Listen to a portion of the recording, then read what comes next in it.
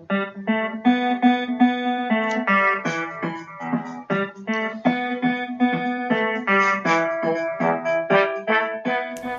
à tous, donc je suis Julia Verzilard, je suis un des médecins attachés au centre de diagnostic préimplantatoire qui se trouve dans un hôpital qui s'appelle le CMCO à Schiltigheim. Donc, comme l'expliquait Hélène Dollfus, on est un peu éparpillés à Strasbourg. Donc j'ai préparé cette présentation avec le docteur Emmanuel Kiefer, qui est ingénieur dans notre équipe, qui m'a aidé à ressortir toutes les statistiques et le bilan de toute notre activité depuis qu'on existe comme centre de DPI. Donc voilà.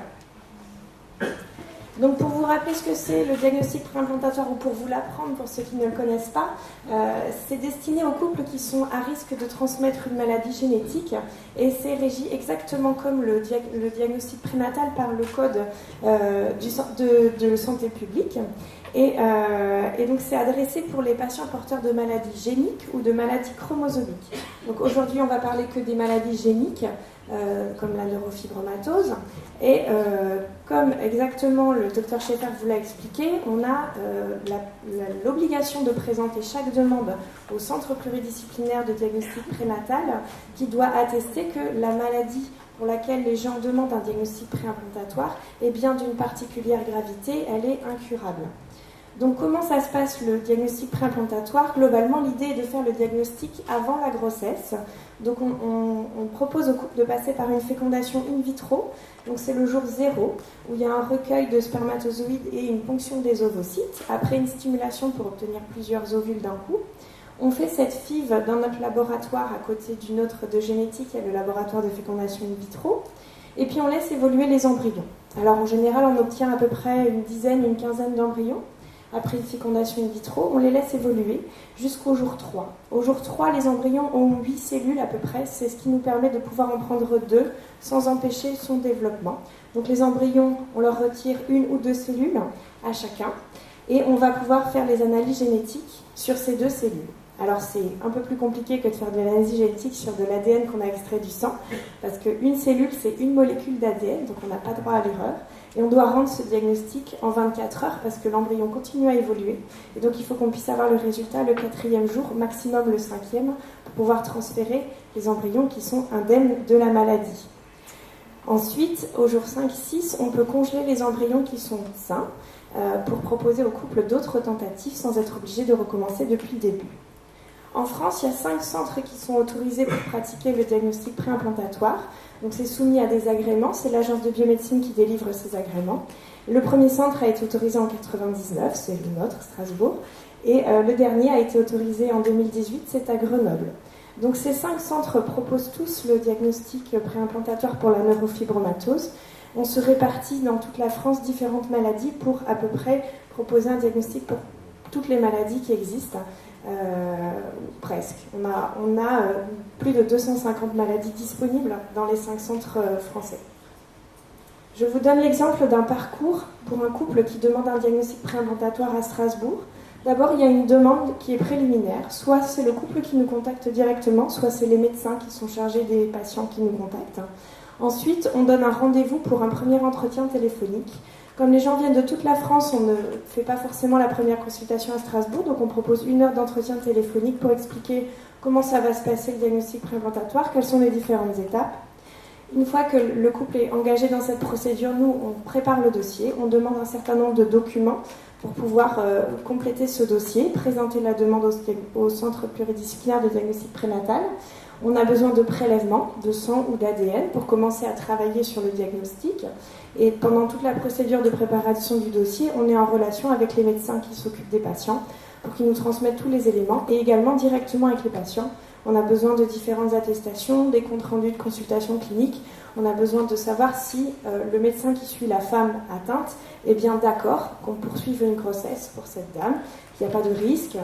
On estime les risques selon les différentes atteintes possibles, neurologiques ou des fois les scolioses qui peuvent être importantes. Est-ce qu'il n'y a pas de problème respiratoire? Est-ce qu'on va pouvoir faire la grossesse? Ensuite, une fois qu'on a tous les éléments du dossier, on prend une décision. Est-ce qu'on va pouvoir faire le diagnostic pour ce couple? La décision, elle est différente. On estime d'abord la faisabilité technique. Est-ce que la mutation identifiée nous permet, nous, de pouvoir faire le diagnostic techniquement? Est-ce qu'on va pouvoir faire une fécondation in vitro? Est-ce que la dame a une réserve ovarienne suffisante? Parce que si on n'obtient qu'un seul ovule, on ne va peut-être pas avoir d'embryon à analyser. Donc on estime ça en amont. Et évidemment, on présente la demande au centre pluridisciplinaire de diagnostic prénatal. Si on a l'accord de ce CPDPN, on va pouvoir faire le diagnostic. Ensuite, une fois qu'on a ces trois accords, c'est faisable, eh bien, on va commencer la technique. Donc nous, on travaille en amont sur l'ADN ou le sang que les patients nous envoient pour préparer le test. Ensuite, une fois qu'on a bien avancé sur le test, les patients viennent nous voir en consultation à Strasbourg sur une journée. Ils rencontrent tous les médecins en charge du DPI, donc un généticien, un gynécologue, un biologiste de la reproduction, une psychologue et un anesthésiste. Et donc tous ces gens vont intervenir dans le DPI, vont expliquer bien chaque partie qui le concerne et les patients pourront poser leurs questions. On vérifie que le dossier est bien complet. À ce moment-là, le couple signe le consentement pour dire on est d'accord pour faire les diagnostics préimplantatoires et on refait un petit prélèvement pour s'assurer que l'ADN sur lequel on a travaillé est bien celui des patients qu'on a en face de nous, donc c'est un deuxième contrôle, et on termine la technique. Et ensuite, on arrive à la tentative, donc c'est là que les patients viennent pour la tentative à Strasbourg, donc la ponction des ovocytes, le recueil de spermatozoïdes, la fécondation in vitro et l'analyse. En tout ça peut prendre entre 9 et 24 mois. C'est le minimum 9 mois, c'est le temps de tout préparer alors que le diagnostic est déjà prêt. Et 24 mois, c'est quand on a une toute nouvelle mutation à identifier et il nous faut 2 ans de travail pour pouvoir préparer le test. Je vous ai mis ici le top 10 des indications de diagnostic préimplantatoire, c'est-à-dire pourquoi les couples viennent nous demander un diagnostic préimplantatoire. Donc la première des raisons, c'est la maladie de Huntington, ça représente 15% de tous les DPI qu'on fait. Et la deuxième raison, c'est la neurofibromatose de type 1, donc c'est 9% de tous les diagnostics qu'on fait. Alors après, il y a diverses maladies. C'est beaucoup des maladies dominantes, il y a aussi des maladies récessives. Évidemment, je ne vous parle pas du tout des maladies chromosomiques. Pour la neurofibromatose, depuis qu'on a ouvert notre centre à Strasbourg, on a eu l'autorisation en 1999, on a commencé l'activité en 2000, et on a eu 85 demandes de diagnostic préimplantatoire pour neurofibromatose. 71 ont été acceptées. Il y en a 7 qui ont été refusés, dont 5 c'était pour des difficultés d'obtenir suffisamment d'embryons pour arriver à faire le diagnostic. Une, c'était parce qu'on avait une mutation qui n'était pas identifiée. Donc si le patient est atteint cliniquement mais on n'a pas la mutation, on ne peut pas proposer un diagnostic moléculaire. Et il y avait un où il n'y avait pas d'indication en fait. C'était une erreur diagnostique. Le patient avait été étiqueté de neurofibromatose, il avait eu un diagnostic moléculaire. Et au moment où nous, on a préparé le test, on s'est rendu compte qu'on ne revoyait pas la mutation. On a renvoyé l'ADN au laboratoire de diagnostic qui a réanalysé et qui nous a dit c'est une erreur. Donc c'est bien important. Des fois, on vous dit qu'il faut faire 2 prélèvements pour contrôler, c'est vraiment important. Et puis, il y en a 7 qui sont encore en état d'éléments pour décision. Donc, il nous manque des bilans de fertilité ou alors encore des analyses de mutation. Sur ces 85 demandes, 74 couples sont allés jusqu'à l'ouverture du dossier. Donc, il y avait 47 femmes et 27 hommes. Pour 8 de ces 74 patients, il y avait déjà des enfants atteints. Pour 12, il y avait déjà eu une interruption de grossesse dans ce couple, et c'est pour ça qu'ils demandent un diagnostic préimplantatoire. Et il y en a 44 qui n'avaient pas encore bénéficié d'un diagnostic prénatal, mais qui ne voulaient pas recourir à l'interruption médicale de grossesse et qui nous ont contactés pour un diagnostic préimplantatoire. Il y avait 6 couples qui n'étaient pas forcément partis sur un diagnostic préimplantatoire, ils auraient préféré un diagnostic prénatal, mais pour eux, il y avait des problèmes de fertilité, la FIV était nécessaire, donc tant qu'à faire, on analyse les embryons. Sur ces 74 ouvertures de dossiers, 51 couples sont venus jusqu'à la consultation pluridisciplinaire, donc c'est une des dernières étapes du parcours, et les gens abandonnent en cours de route souvent, avant la tentative, parce qu'ils changent d'avis, ou il y a eu une grossesse qui a démarré, puis finalement ils font un diagnostic prénatal, ou alors on les perd de vue, ils sont démotivés parce que c'est un petit peu long, c'est normal. Et donc 38 couples sont allés jusqu'à une tentative de DPI sur les 85 demandes qu'on a reçues.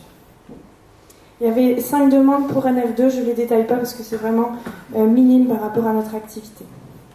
On a eu également des demandes pour des doubles indications, c'est-à-dire qu'il y avait deux maladies, donc la neurofibromatose et une translocation entre les chromosomes 14 et 21.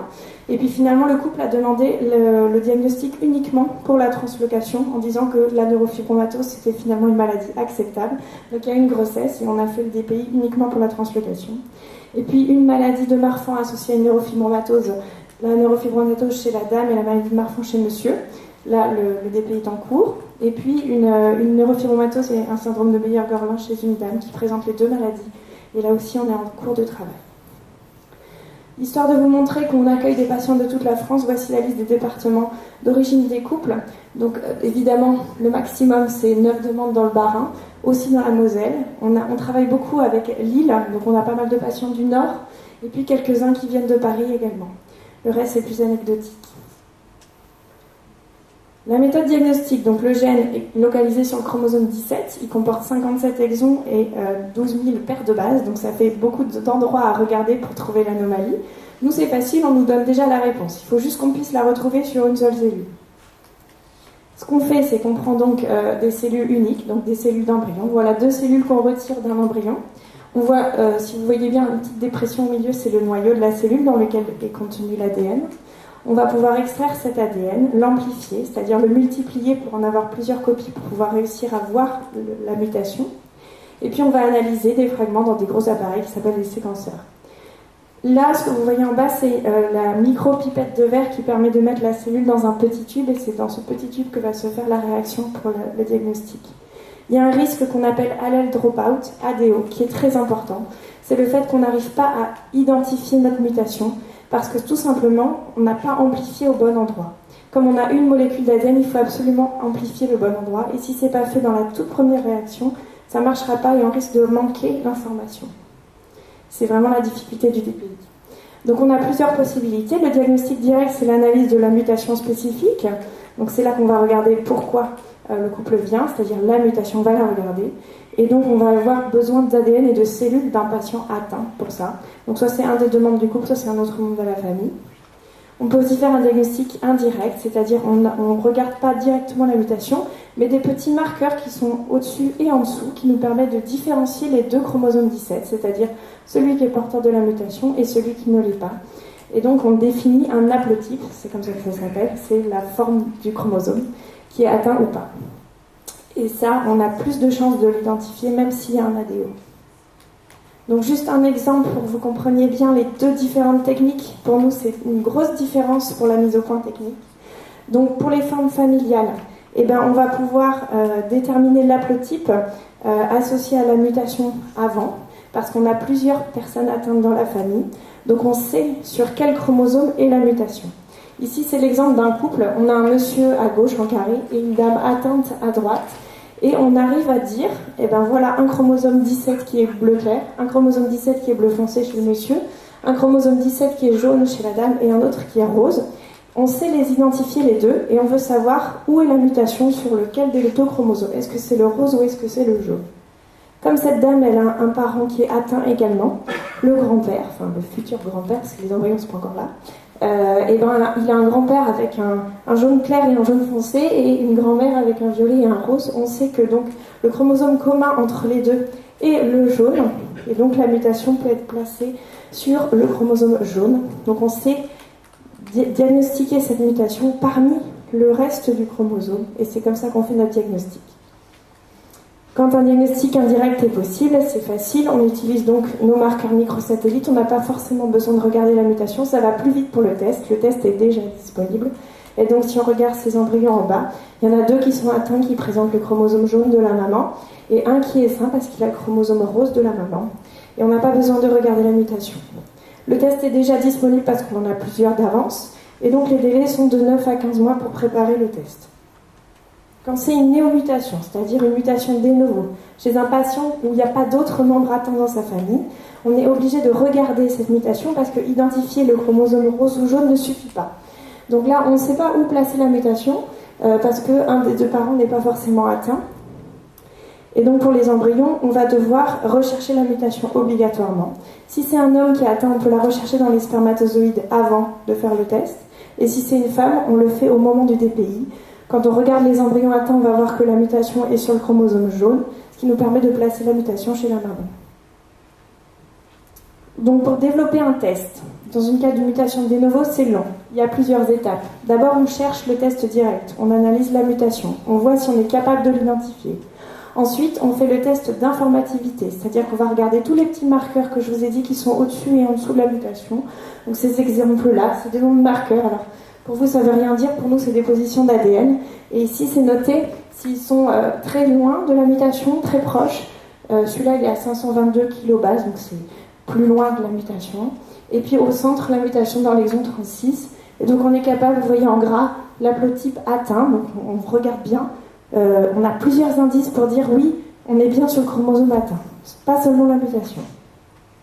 Une fois qu'on a ce test d'informativité pour dire les différents marqueurs, on va pouvoir développer le test multiplex, c'est-à-dire qu'il faut qu'on arrive à faire une réaction où on peut mettre toutes ces informations en même temps. C'est pas forcément évident sur une seule cellule, ça prend des mois et des mois de travail.